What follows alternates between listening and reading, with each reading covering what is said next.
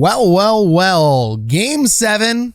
We got to get some predictions right? The home ice advantage holds. I believe it holds for the reason we talked about. It's the line matchup changes, but it's also the return of Hampus Lindholm, and it's the eventual degradation of Antti Raanta? Maybe? Let's talk about it. All right, Bruins and Canes fans, you've been here on this channel long enough. You know my opinions on this series. Likely not going to change because we called it last game. Home ice advantage matters in this series. And why does it matter? Because you end up getting last change. Now, the interesting thing about that is home ice advantage may not have mattered as much if the darn Boston Bruins would have listened to my channel, which of course they don't, and not started Linus Ullmark. I told you guys Swayman was the guy. The whole series flipped as soon as Swayman went in. So yes, home ice advantage has been a big deal.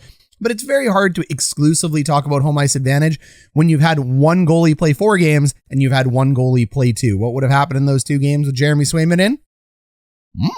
Probably the same thing. And for those of you new to the channel that missed last video, home ice advantage matters because of a line matching. Line matching is the concept that if you're new to hockey or a casual fan, the visiting team has to establish their 5 players on the ice first.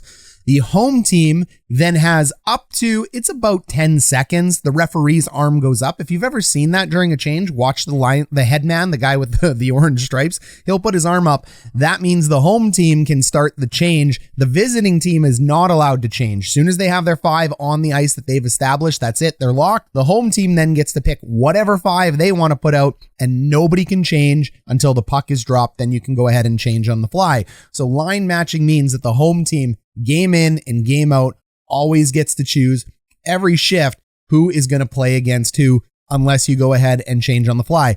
And as good coaches will tell you, if you want to manufacture line matching as the visiting team, you're going to do weird little tricks and nuances. If you ever watched it, they'll kind of cluster behind the bench. You'll see a guy go in one bench, out the other bench. These are little tricks. They do work. The other thing you'll do is you'll end up mixing up your lines. You'll put up different centers with wingers so you can't get a match. One guy will change immediately after the whistles drop. So their job might be, for instance, in the D zone or the neutral zone, win the draw and get off, or get on the draw and get off, just to screw with the line matching. So there's a lot of gamesmanship that goes on with this, but head coaches are pretty smart, so it's tough to get one past the home team. And there's actually a job on the bench for an assistant coach or the head coach to be constantly looking at lines. It usually falls with the head coach. Okay, so that's why it's important. Fans also matter too, which you wouldn't have caught me saying before the COVID-19 bubbles, but post-COVID-19 bubbles, I actually do feel fans matter. That's an argument for another video or comments down below. The other good thing the Bruins do tonight is they break up the perfection line to start. I thought that was a decent call at this point. I mean, you may as well try to get some depth. It's worked for you for most of the year. I thought the putting together of the perfection line matters at some points in time, so it's like a 50-50 split at times. So DeBrusk ends up moving up to that top line. I've also been on this channel as a reasonable fan of Jake DeBrusk. I feel I'm a pretty reasonable guy, and I've gotten a lot of things right, but not my overall predictions. We'll go 500 with that. And just remember, if you can go 8 for 8 in the first round and call everybody all the way to the Stanley Cup Finals, why are you watching my videos? Why am I making predictions? Why are you going to work? You got a sports almanac, baby. You'd just be betting and you'd be moving on. And speaking of betting, you'd probably bet over at BetUS, the sponsor for our channel. Head over to BetUS.com, code HGS, links down below. All proceeds go to help this channel. There's a billion apps out there, but why not show up to the new one and get 125% first time deposit bonus? It's sick. I love it. You get to use that free play money. It's like me giving you the gift of money.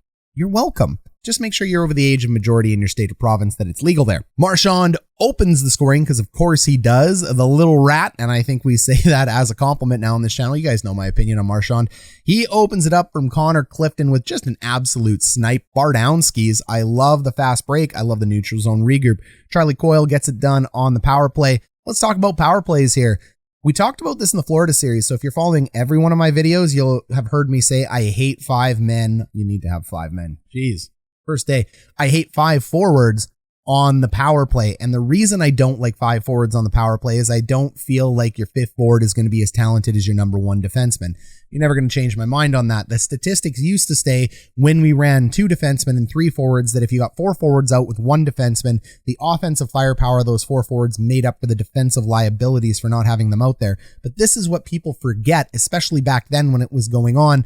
Defensemen have gotten exponentially better in the modern NHL when you think of guys like Cale Makar and Charlie McAvoy, Aaron Ekblad. The names go on. There's like 20 to 30 elite defensemen. Most teams have a top elite guy. So that's where I say I don't like the 5 forward setup. Hampus Lindholm coming in. He was a revelation for the Bruins. Matt Grzelcyk is out. They said he's nicked up and banged up. I was kind of questioning and wondering if maybe Bruce Cassidy had that as code for he's too small and we want to have a bigger core in there. So I don't know which one it is. We'll never get an answer. I think Grzelcyk's an elite defenseman, but it clearly worked tonight, especially with the addition of Lindholm back. Lindholm's a monster. The other thing that I loved is I loved Lindholm together with McAvoy on the power play. The only reason I wouldn't do this is because you want McAvoy running one and you want Lindholm running the other one. You don't always want to give 2 minutes to one unit, but when you have a guy like Lindholm out there with McAvoy plus the perfection line, to me, that is the most amount of talent you can put out. Taylor Hall is very good.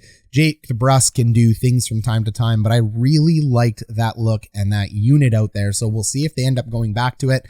They said they put it out for more, defensive prowess, if you will. I fully believe that. That's probably why he did it, but I am a big fan of puck moving and scoring defensemen, and I think both of them has shown throughout the career that they can do it. McAvoy is the elite one, but Lindholm is quite the quarterback as well. Defensemen on the power play, kiddies, they skate laterally better than anyone on the team. That's a big deal when it comes to scoring goals. We talk about it all the time. The lateral skating of defensemen matters. Defensemen can transition and pivot in 4 directions, forwards, backwards, left, right. That matters. Defensemen are really good at walking the line with the puck without over stick handling. That matters. Defensemen are really good at passing the puck. That matters. The forwards can do a lot of this, but remember, the defensemen eat up more minutes. They get more time in practice to work on skills. When I am working with some of the younger teams, like you can see here, I got the AAA gear on right now. The defensemen are usually your best players. Yes, you have some really good forwards, but over the years and the thousands of players that I've coached, especially at the minor level, on most teams, I would say it weighs about 55-60% of the time my best player is a defenseman. So yes, elite forwards are plentiful, but I think as you're going up the rakes...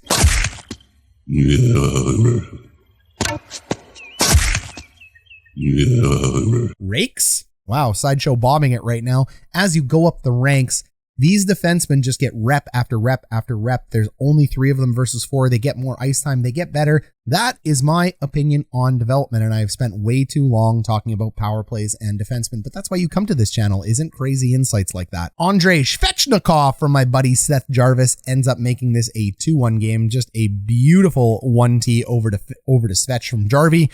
But then it's Eric Holla who ends up taking it 3-1. And that's basically all she wrote. Derek Forbert, the former Winnipeg Jet, the mucker, the guy that's totally overpaid on the Bruins, ends up banging it in. And Curtis Lazar, the 4th line guy, gets it in. What made the end of the game really funny in the scrum was I was talking to my dad, Coach Tony D. Coach Tony D was saying he's a diehard Bruins fan. He was going, yeah, you're not going to sucker Brad Marchand and taking a penalty this late in the game. He can't be that dumb. Yeah, spear. Well, there you go, Coach. It's Newman all over again. But that's life. I fully agreed with him. And then just, spear. Spears are so dirty. They're just absolutely terrible. Still love Marchand, but geez Louise. Sometimes that guy, I tell you.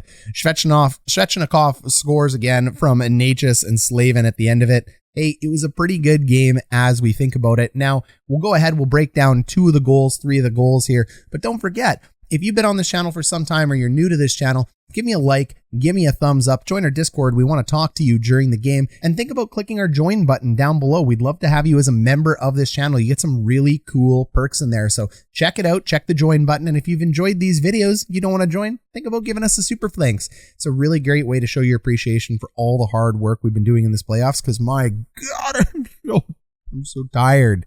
Not because of just making videos, because of a full-time job like everybody else. Coach, why can't you make a video? Because I'm tired. That's why. But I love you all. So comment down below, join us, hang out with us, free or elsewise. So you can't talk about goals before you talk about that Charlie McAvoy hit. He absolutely destroys, blows up, and ends Sebastian Aho. What makes it interesting is whether you're a Canes fan or a Bruins fan, there is no way for Coach Ryan D to give you any commentary on this if you're on either extreme of the hockey spectrum when it comes to hits. You either sit on the side of you're with your team and it's a huge hit and that was excellent, keep your head up, princess, or you sit on the side of I'm on the visiting team and I don't like that and it should be a penalty. Let's go ahead. Let's take a look at the hit. I'm going to talk you through a couple things here because this kind of changes and sets the tone for games. This is part of hockey. This has always been part of hockey, and I'm going to show you through this hit. All right, here we go. Baby-faced assassin. He's going to end up cutting across the ice. Reminds me of the old Scott Niedermayer, except he's back checking instead of going laterally. Absolutely going to blow up Sebastian Aho here. These are huge hits, and these are hits that can shorten careers. So let's go ahead. We'll start her up. And what you see right there, at least I think you see it, it's 2 strides, then a glide. That's the key. One more time. 1, 2, and now he's gliding. There you go. We're in a gliding stance. Still gliding, still gliding. Oh boy, that wasn't the time to turn. Boom. Night, night, sweet prince. Now, the question you have here is, did he jump? Did he target the head? What was going on? Da-da-da-da-da. I don't bother breaking any of that down anymore because I'm wrong. Whatever happens. Here's the still of that hit. Both players are about 3 feet in the air at this point. This is just what happens when momentum comes. So do I think he jumped into it? No, this is what I think happens when an unstoppable force meets an immovable object. It's just an explosion of speed and things have to go up. You can't completely stay on the ice during a hit. That's my opinion on it. Let's go ahead and look at one last year that was a 4-game suspension for the Jets. Scheifele comes in. Is McAvoy higher than Scheifele on this one? Who knows? But right there, that hit, that's 4 games. No appeal. Scheifele ends up feet in the air just like McAvoy because exactly like I said, this is what happens when you're on the trolley tracks and momentum is going. And they talk about the fact that Mark Scheifele ended up taking too many strides. Here again is why I don't understand it. We talked about Charlie McAvoy. He stopped skating. Looks like Scheifele stopped skating at the same time. I can't figure out these calls. Here's another one Boston fans will remember fondly. How about Torrey Krug going the full end of the ice to blow him up? Because I know right away people are going to say Scheifele went 200 feet to hit him. McAvoy only went 15 feet. That's the difference. Okay, playoff time. No helmet and let's skate 200 feet. This is another 200 feet the other way. He ends up coming in and what you see is Robert Thomas there. Very vulnerable position, wouldn't you say?